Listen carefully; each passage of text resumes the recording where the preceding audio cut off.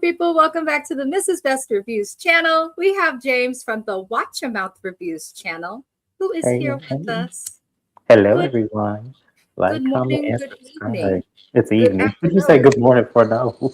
I don't want to see morning. I don't want to see daylight for another 20 hours. No, I don't want to see daylight. James is back at work, you guys. He has moved across the country. For those who follow, if you follow my channel regularly or follow James's channel, then you are aware he's back at work. It's a blessing. However, work is the blessing that we get sick of being blessed with. I'm trying to tell you. There has to be an easier way, y'all. There has to be.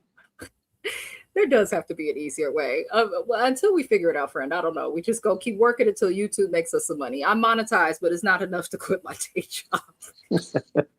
It's definitely not enough to quit my day job. I do encourage you guys tap in with the links of the links in the description of this video.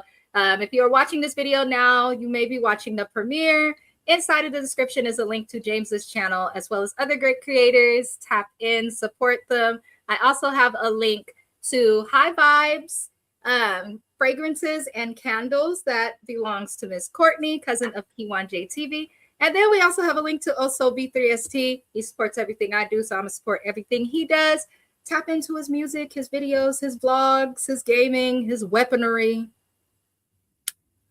I have to adjust to the weaponry part. It's legal though. It's legal though. But we are here to go over Million Dollar Nannies, the finale. We have made it through all 8 episodes. We have thoroughly enjoyed this show. This last episode was called For Nannies by Nannies. I thoroughly enjoyed it. Before we get into like the episode, how have you felt about the show, the season, the people? It was, I think, a great adventure. I learned about a whole different career path that I didn't have much knowledge of or knew much about, and had a way different perspective of it versus watching this show. And what I mean by that is them being much younger versus my experience of knowing a nanny being a little bit more older and maybe having a little bit more life experience. So it was nice to see this crossover in my mindset because now I have a whole new respect for the younger generation.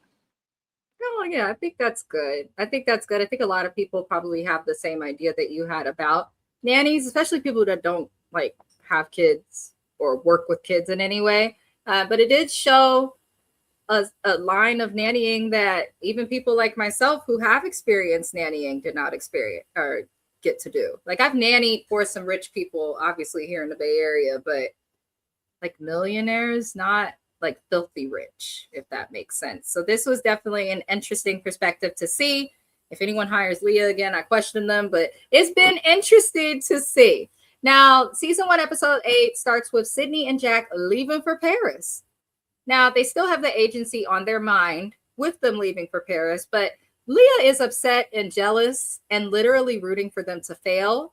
And I want to point out to everybody that whether it's your friend, a random person, anybody that roots on you to not do well just because they're not having success is a hater. Yes. Okay, you're just a hater and you don't want to keep haters in your life. You don't want to keep them in your life. And we have to think that she's really a hater because your friend is protecting your business. And look how you acting, Leah. How you mad that they're saving the business? Like that was the goal, right? To have someone with the G's because they were your most prominent family and you wanted somebody to work with them who had experience and would not F it up. Now you went and F'd it up and now you hating on the people for fixing it, which is crazy. But they do arrive in Paris and things go okay when they get there. How did you feel about Leah's jealousy and wanting them to fail and all that craziness? I think that that is insane on 2 accounts. One being that your friend got the opportunity. The other one is this was originally your idea. This was originally your plan. So the fact that you were preying on someone else's downfall is not only is that sick, but that is insane of how jealous she sounded in this episode. Like how jealous she was, or the previous episode, but how jealous she was when it came to them even getting the opportunity, and it was an opportunity. So we'll have a difference of opinion later in the video, but it was an opportunity for them to save her vision, and she's ungrateful. Like this, honestly, this was not a good look. That last episode was not a good look for her, and this episode actually made her look worse. I agree. I actually heavily agree with that. If Leah comes back season 2, I don't even really care to see her. I would have liked to see some of these people here maybe trying to build without her, but we don't need her. It's too much. Yeah. Back in Ibiza, everybody is deciding to get tattoos. That's something that James tell y'all, I love a tattoo. I love a tattoo. I got a tattoo in Mexico. I got a tattoo in Hawaii. I like to go on vacation and come back with something on my body. I'm running out of spaces, but hey, I'm all for a tattoo. And apparently they are upset at Sydney for posting her trip and her time while she's in France. Now, you know that as a nanny that she's not going to be working 24/7. So why are y'all upset that she's posting what she's seeing as a nanny? When y'all have been saying a lot of what you see is because of what you're doing on the clock. But now because it's not Leah doing it, you have a problem. Watch people, because sometimes people who've been your friends for what you think is a long time, they may think you don't notice, but they like to switch up and act the fool and do stuff that is not okay just because you are doing well and they may not be doing as well. And Leah gives that. Leah gives that. I do wish, though, like when I see people do this to me, and I do have friends in my life currently that do this to me, I just ignore the stuff. I just ignore it. I think sometimes the worst thing you could do to a jealous person or somebody that's hating is to give it energy. That's like the absolute worst thing you could do, because now you're adding to their reasons for discussing you, and you don't want to keep being a topic. So I wish that these people would act right, but obviously they're not. Now, while they're hating on Sydney, Taylor is meeting with Nicola, her best good friend, her sister, somebody that's like her mother, even though she ain't known the lady for even over a month. But Taylor is saying to Nicola that she does not feel like a nanny when it comes to Nicola, and she still views Nicola as her mom and as a sister. And Nicola sends her girls away. So obviously Nicola must care some much about Taylor, somewhat, just a little bit. I will give that. Or she's smart for the camera, because unless Taylor can come out and say that she still talks to them, like the G's are still talking to Sydney. I follow Sydney on IG. She still works for them. She still talks to them. Olivia be working for these dads. Jack, he's back in New York, but he still nannies and has a relationship with some of the parents. So I'm looking at it like, okay, maybe some of them are maintaining relationships, and that part is a nice thing. But when she sends them away, Taylor talks about her issues with Mitchell. I'm so tired of this girl, because honestly, Mitchell is a red flag. His history is problematic. However, he has not done anything problematic as it relates to Taylor while on this vacation, except for enable her BS. He hasn't done anything too problematic. So, she's discussing Mitchell, and it does seem like Nicola was working to turn her away from Mitchell. And this is why I say, and people think I'm crazy for saying it, never take relationship advice from people who are not in relationships. People who are sitting in relationships that don't serve them should not be giving anyone advice. People in toxic situations should not be given advice. Like, I just think it's best to get advice from people who have like the relationships that like make sense or are the goal, personally. Because Nicola, she seems to pride herself on femininity and being independent as a woman. And so I can understand how her advice could kind of lean towards, you don't need him, which is a good thing. I'm all for uplifting women, but it just seems odd. But Nicola has Taylor to close her eyes. She tells her, close your eyes.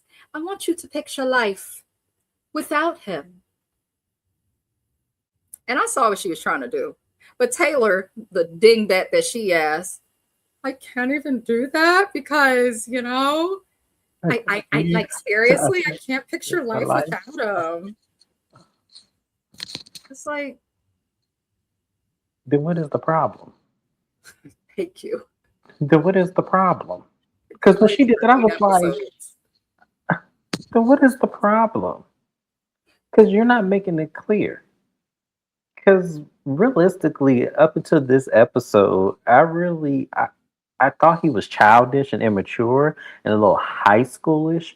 But when I really pull back the layers, I just think that he's just a free spirited person that does not really look at men and women inappropriately, even though he's had a slip up or two, if we want to be honest. But I just think it's just him being immature and him not really knowing any better, which is why I'm shocked that he did what he did. But to me, I feel like, Taylor, you ignoring your discernment. And it's very troublesome because you're saying the right things, but you're not explaining them. You know how someone says something but doesn't really explain it? Like, I can see what she's talking about, but the problem is she can't put it in her own words to validate it. And I think that's the problem that I have with her. What she feels is valid, but she can't really explain it in a way where when she tells someone that it would make logical sense. Because, yes, I don't think she should be with him.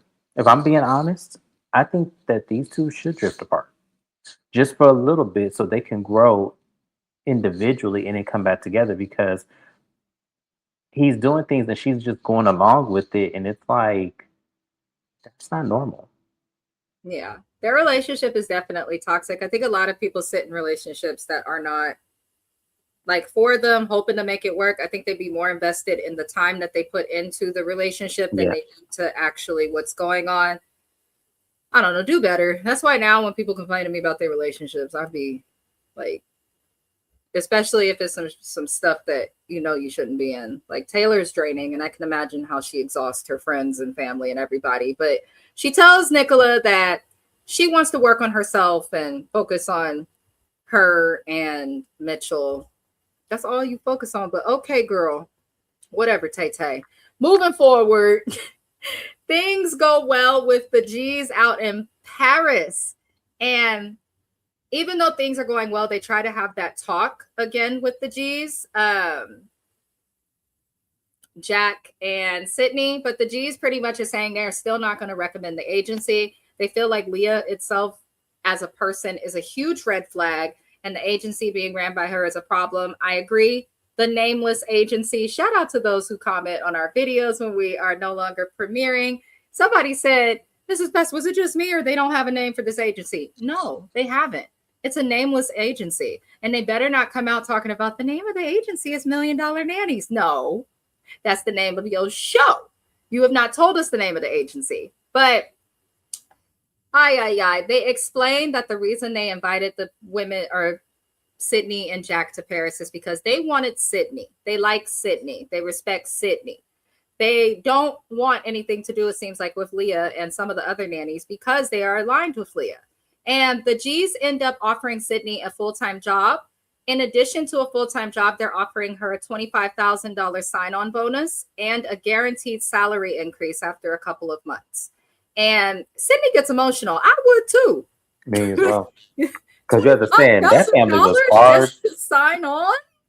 Like, That was a hard family to crack, first off. So she had to feel some sense of accomplishment. Because I would. That grandmother was tough. That mama was tough and then stupid on top of that. So it's like, yeah, I would have cried as well. Because I'm like, y'all don't understand how hard that is to just want to just succeed, and then you got roadblocks like that in your way, and when you try to bulldoze some things down and you feel like you're not getting through, that moment of gratification that she could actually say, wow, I actually made it. And truth be told, Sydney, you didn't need Leah like you think you did. Like, if we want to be real, yes, Leah may have led you to the door, but you walked through it. yeah. Leah wants, I don't like people like that who try to take too much credit for other people's great work. Like, Yeah. Sydney did the work. She was miserable. She still showed up. Yep. But the biggest thing she did that I think was important is she didn't act like a punk. I don't like them people pleasing fake people in corporate America who want to, I'm laughing because they're laughing or they're doing this, so I'm going to do this. Never works. It's always better to just be yourself. Be yourself, tell the truth. You never have to worry about what you've said or how you'll come off because if you're authentic, There's no problem. But also placing boundaries is important in all of your relationships, but especially professional relationships. When you're working in people's houses, you want to make sure that you respect their rules and you understand their boundaries and vice versa. And Sydney definitely made sure that that happened. So I appreciate her for that. She deserves it. And all I could think at this point in the show was you better not let Leah impact your decision. You better work for these people and do what's best for you. Do not let anybody impact your decision or stop your growth. I don't give a damn if Leah was your sister. Don't let her impact what you do, because I don't like people who do that. Leah's not a friend if I got the connection for you. You're not a friend if when your friend does something good, you're reminding everyone what you've done for them. That's not a friend. Okay. That's a hater, a hiding hater, a dry hater. So hopefully Leah don't do this, but we'll see. I think James explained it well. She provided the location of the dough, but Sydney walked on through. Back at the house, Mitchell is preparing to propose. He's going to propose to Taylor. I just want to say before we get into all of this,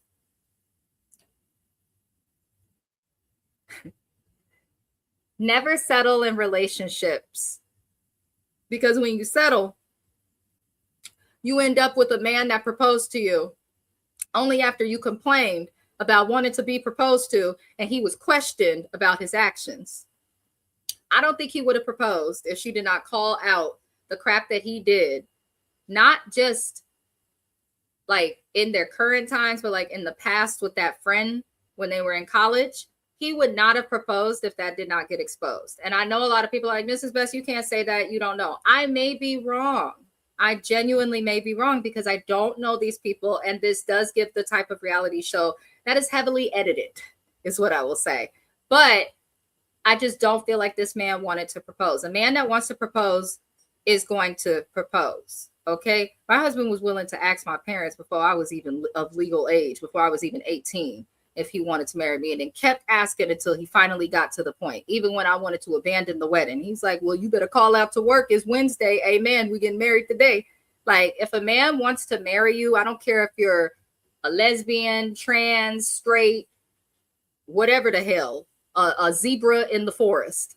If a man wants something, they will go for it and make it clear. I've noticed that about men. Okay. So I don't think he wanted to propose because he was not discussing it. He never hinted through it once through the season. He never talked about like how much he loves her in a way that would say, oh, he gonna marry that girl. Like, he just seemed like he was coasting. And honestly, he seemed annoyed with her for being bothered by the things that she was bothered by that happened in the relationship. So when I think of all of that and what we've watched and what they've told us, these are the type of proposals that I wouldn't wish on my worst enemy.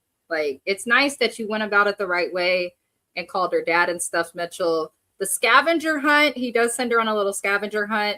And the whole group was present.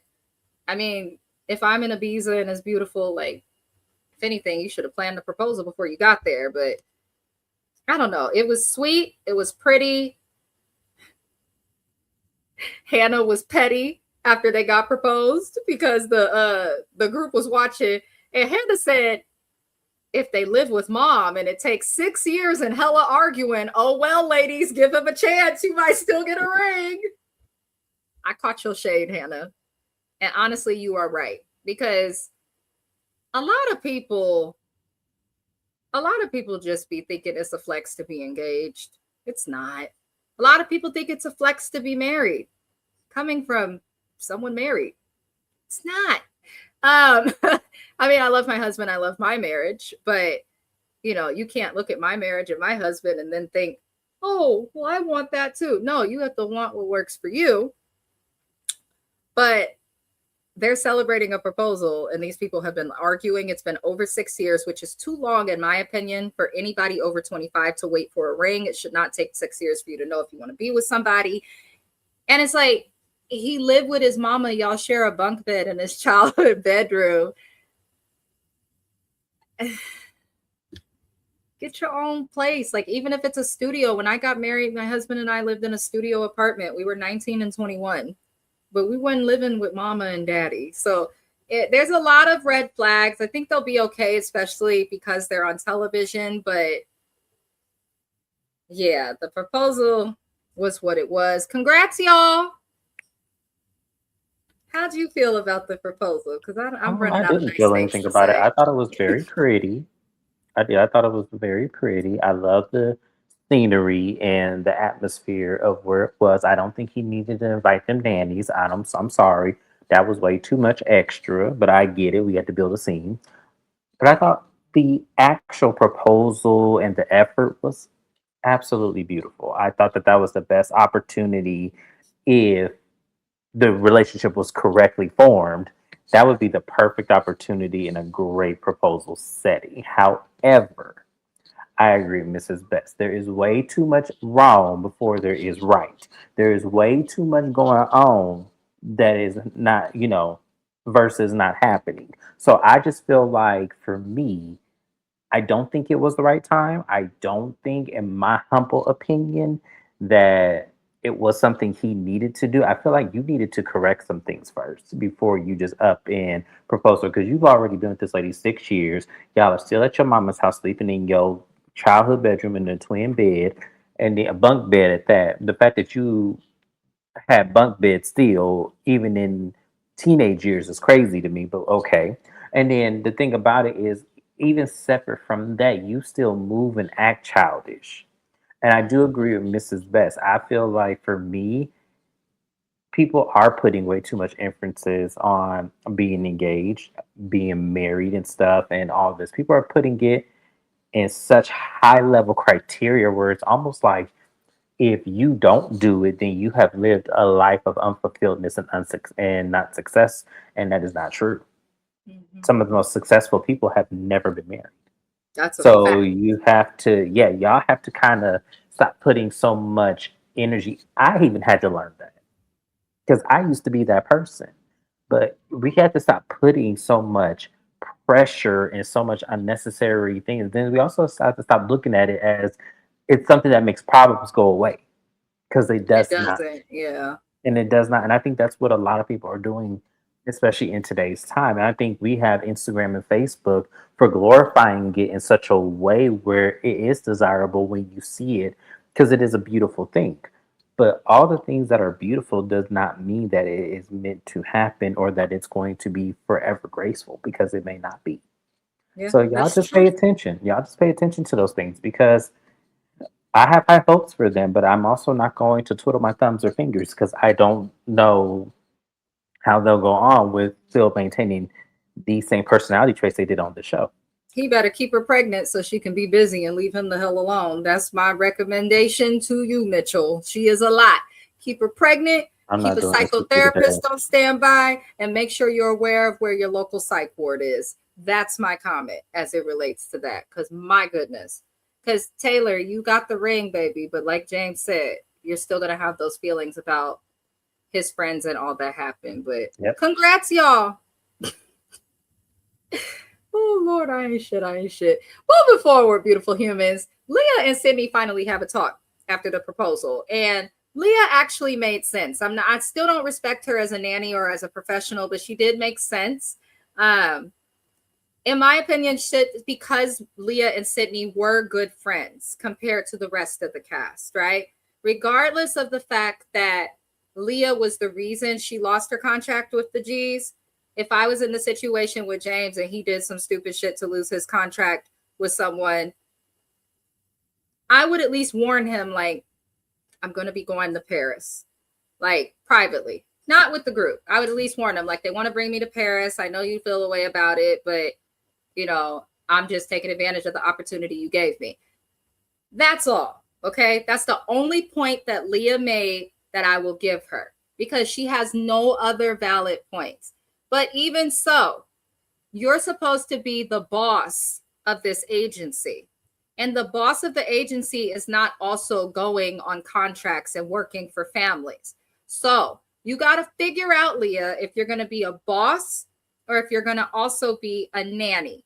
Now, you could have just said, I got connections and I'm bringing my homegirls to help them get connections.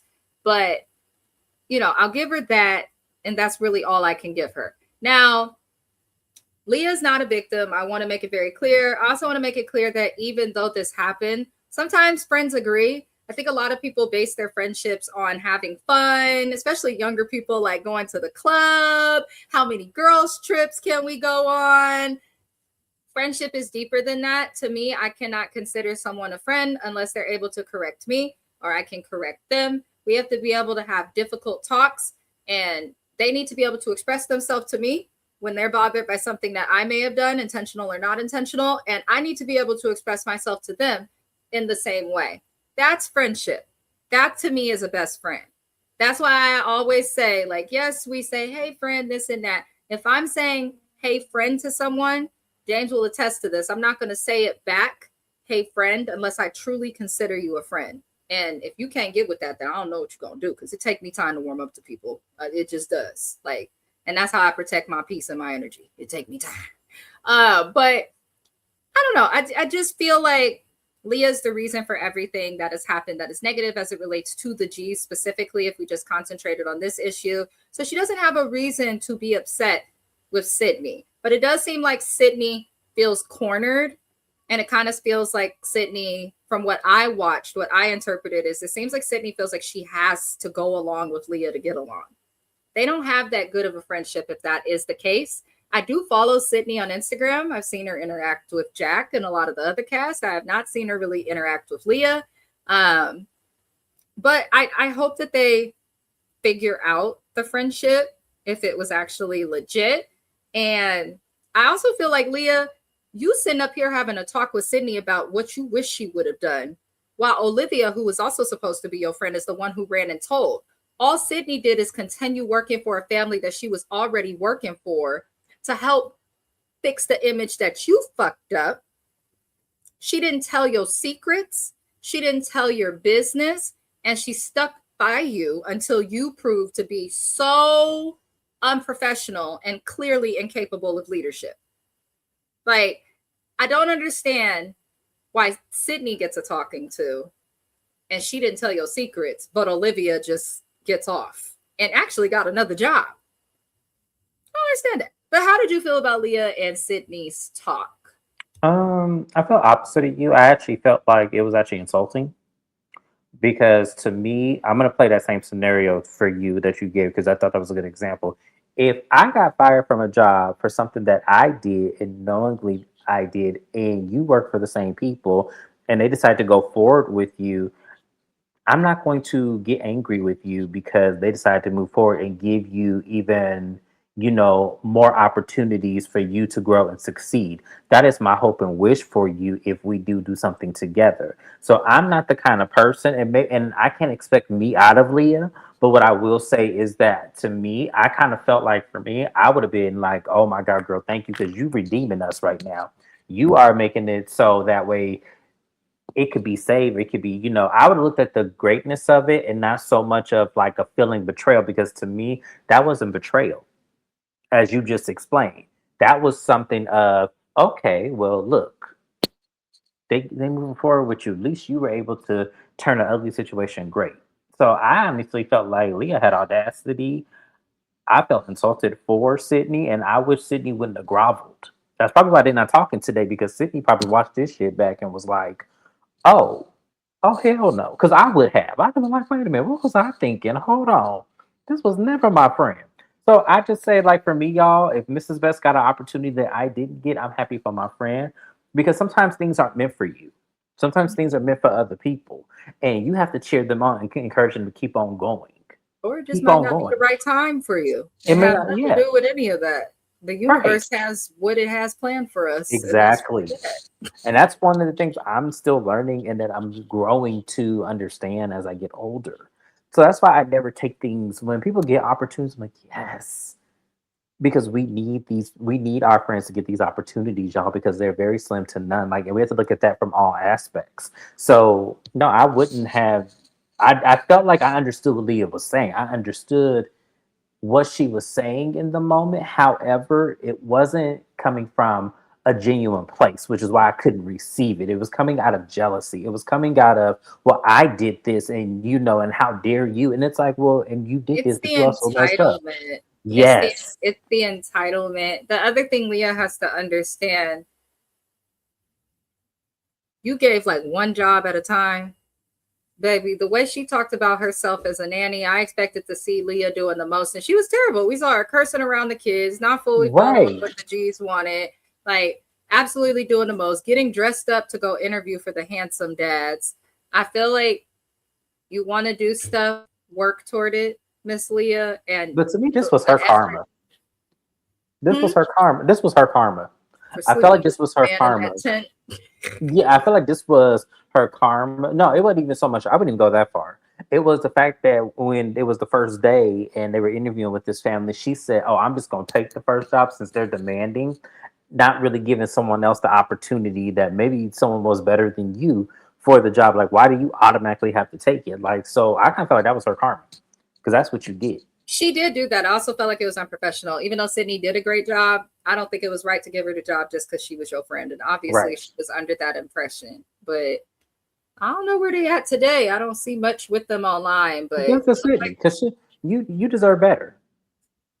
Sydney living her best life. I'm not mad at Okay. it. Now, Leah continues her apology tour, realizing she's played with the church's money too late. And she goes and talks to Jack. She apologizes for her behavior, but then explains that she felt betrayed and learned about herself. You're a leader. You don't get to feel betrayed. You don't get to say, "Oh, I'm learning about myself." You don't get to say that when you're a leader. You don't get to say that when you're the owner of the company. You don't get to say that. You don't. You'll get sued in real life, Leah, as quiet as kept. But, Jack explains that he is not interested in being the head or the face of the agency, but he is willing to collaborate and use her Rolodex of clients to help her build her business. Now, Jack has a degree, a full 4-year college degree. Jack also had a career and has a career outside of nannying that he works in and is able to fall back on. I do follow Jack on Instagram because I'm not gonna lie, y'all. I love a gay.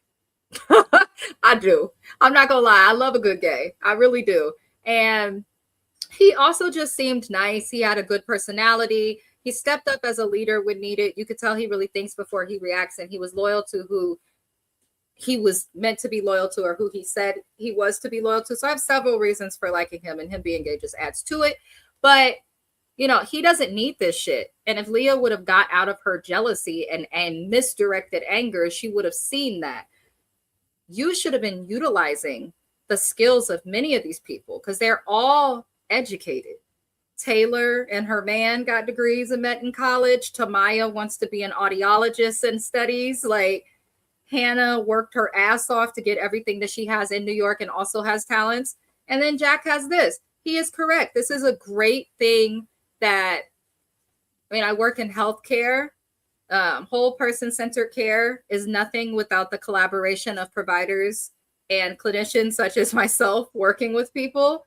Like, collaboration is the effective way, in my opinion, not to get so deep in life. You collaborate on everything. I'm collaborating with James. Well, I was collaborating on him on these videos. He ain't accept the last few requests, but y'all know he here.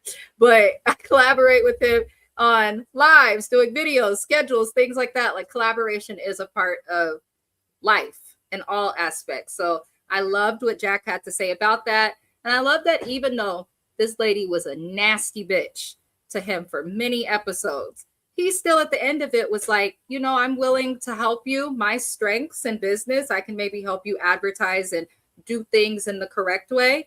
And maybe you could just focus on the nannying or the hiring for the nannying, because when she did choose people for jobs, I think she did do a good job at placing different people with the families that they went with.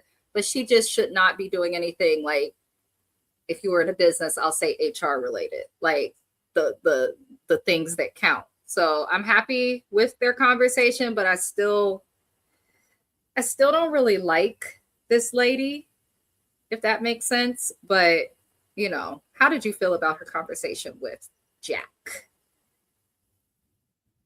I think you're muted. I saw your I lips. was. I think he was very graceful. I think he was a lot more honorable than I would have been with her. So I have to give him credit where credit is due because I wouldn't have been that nice personally.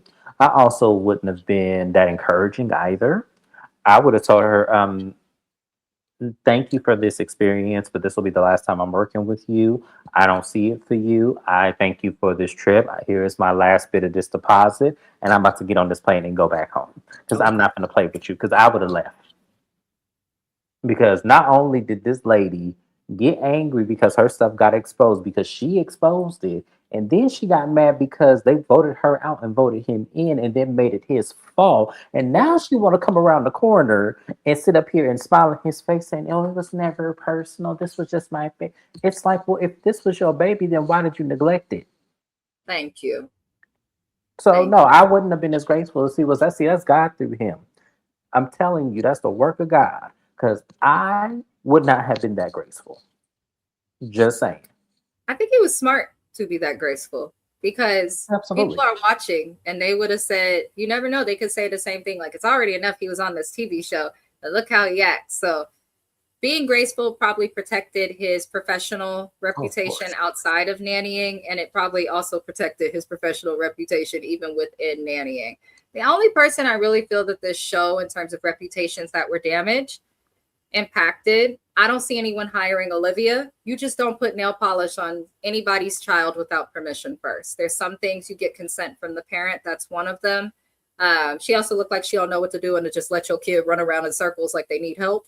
And Taylor, I wouldn't hire her. She's too emotionally invested, and I wouldn't want to deal with nobody that, if I'm nice to her, is going to suddenly think I'm her mama, her auntie, her sister, cousin, and big mama. I don't need that lady to be looking at me like that.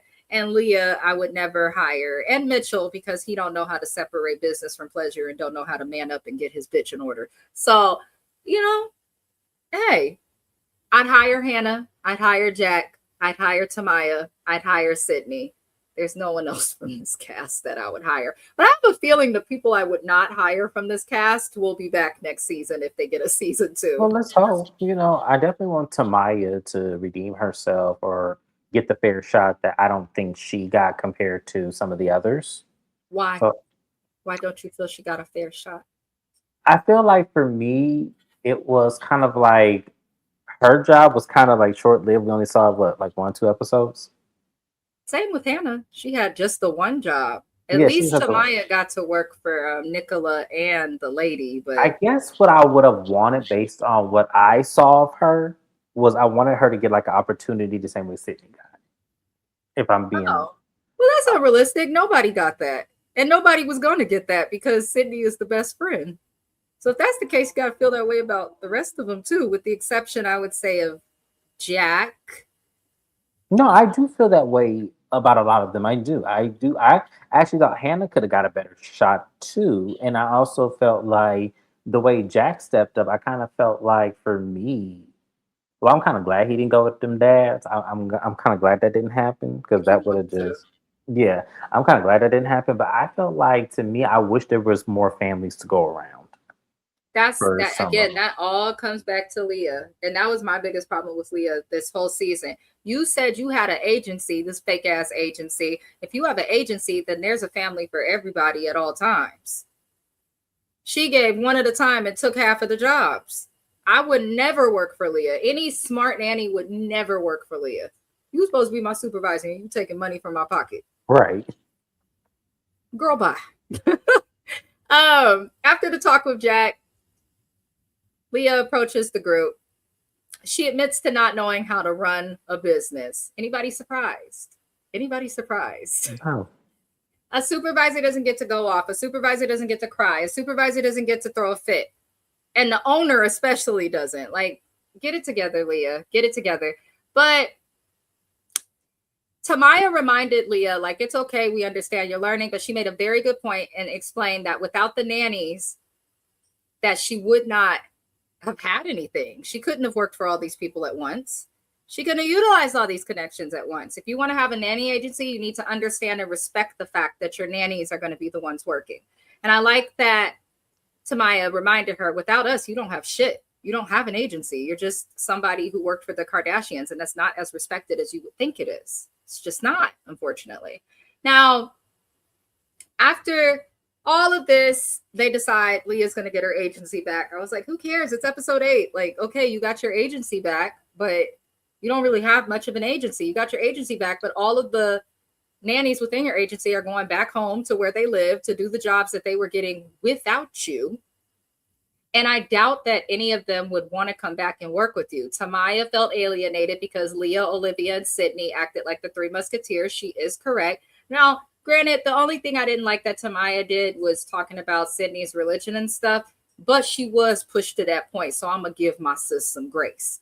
But Hannah didn't get a job and had to call her parents for help because of the lack of jobs. So I doubt she would come back and work with Hannah or with Leah unless the cameras are up, because she gets a check from that. We know Jack wouldn't be back. He already made it clear. I'll help you with the operations, and that's it. Sydney, she good. She don't need it. And Taylor and Mitchell got to plan a wedding and do stuff, and he got to find her a psychiatrist. I don't think any of these people would want to come back to work for her, with the exception of Olivia, because she started all of the shit that we dealt with this season. It all comes back to Olivia. Now, I'm not saying Olivia is responsible for who Leah slept with, but I am saying that Olivia was responsible for making sure that everybody knew that Leah slept with people she should not have slept with. And that's messy. And Olivia, sorry, Liv, that was fucked up. Like, both because you're supposed to be her friend and because you sabotaged all of these people's ability to make money while they were spending money. But Taylor claims at the end of this episode that she gonna go to therapy. She says she's going to go for her fiance and for herself. Whenever people say that they're going to go to therapy and they name anything above themselves as the reason, they ain't going to make it. Nope. They are not going to finish therapy at all. You go to therapy for yourself and because you want to be better, not for anything or anybody else. I stand on that. Agreed. I just do.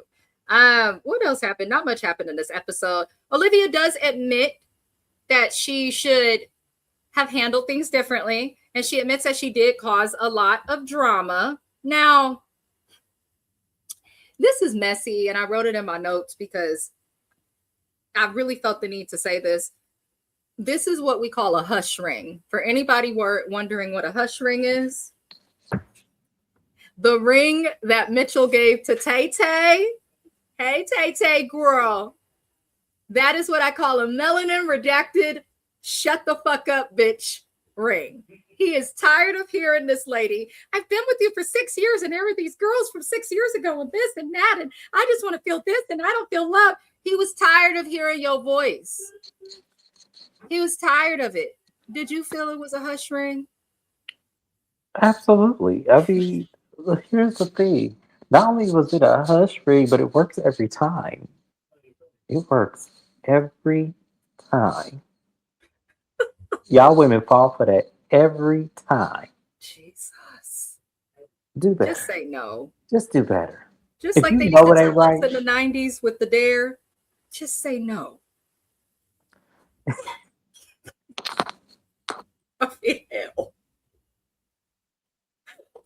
Shout out to the police officers who get dare assignments. Shout out to y'all. We still love y'all. His name was Officer Guzman. I ain't gonna never forget that man. I don't even know if he's still living to this day, but he was the perfect dare instructor because he was funny, he was real, and let me tell you, I ain't never been pressured to ever do drugs. Listen, the guy I went to private school. We did have private school was different. We did have dare once, but it made me want to do drugs. I was like, what's the hype? It's something so powerful that people got to be told not to do it. And that's why they got rid of that shit. But because some kids listened, if you got a good instructor like James, you was traumatized and will never touch a drug. But if he was like me, I was like, so the problem is just the people and they're a mess. Anywho, shout out to Dare. If you were a child of the 90s, you remember. Yeah. You definitely remember. The last thing we pretty much see is the season ends with Sydney never telling anybody about the offer from the G's. She has not told anyone. And I thought this was smart.